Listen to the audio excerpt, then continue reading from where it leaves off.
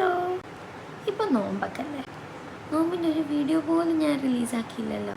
അപ്പോൾ ഇതാ ഇന്നൊരു നോമ്പിൻ്റെ വീഡിയോ. നമ്മളെല്ലാവരും ബാങ്ക് കൊടുക്കാൻ വേണ്ടി കാത്തിക്കുക. ഇന്നിപ്പോൾ ഇതാ 14ാമത്തെ നോമ്പല്ലേ.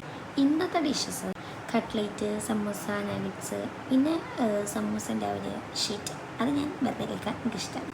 പിന്നെ മിൻറ്റ് ലൈമും പിന്നെ കാരക്കൊക്കെ ഒരു പ്രത്യേകത ഉണ്ട്. ഉള്ളിൽ നട്ട്സാണ് കഴിക്കുന്നത്. ഞാൻ കഷ്ടപ്പെട്ട് ഉള്ളത്തെ നട്ട്സ് ഉണ്ടാക്കിയെടുത്തത്, എല്ലാം ഉള്ളത്തെ നട്ട്സ് വെച്ചതാണ്. പിന്നെ ബാക്കിയുള്ള നട്ട്സ് വെറുതെ തിന്നാം. പിന്നെ ഇന്ന് കുത്തപ്പുണ്ട്, മറ്റേതൊക്കെ സൈഡ് ഡിഷ്, ഇത് മെയിൻ ഡിഷ്.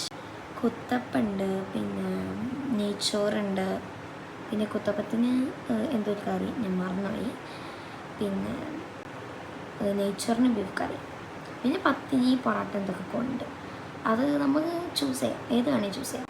ഹോട്ടൽ അവിടെ അതാ ബാങ്ക് കൊടുത്ത് നമ്മൾ തിന്നാൻ സ്റ്റാർട്ട് ചെയ്തത്.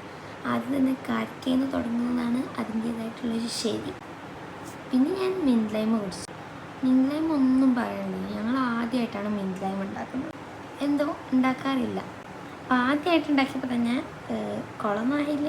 പിന്നെ താത്ത ഉണ്ടാക്കിയതാണ്, അതുകൊണ്ടുള്ള പേടിയൊക്കെ നമുക്ക് ഉണ്ടേനു. പക്ഷെ കുഴപ്പമില്ല, വലിയ കുഴപ്പമില്ലാണ്ട് വന്നു.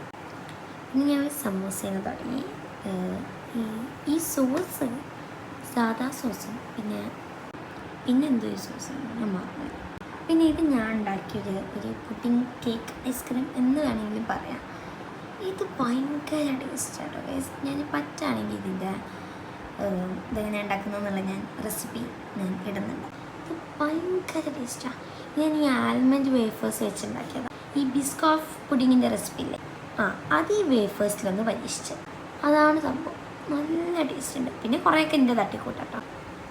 പിന്നെ ഇതാ നെയ്ച്ചോറ്, ഈസ്റ്റ് ഒക്കെ തുടങ്ങി.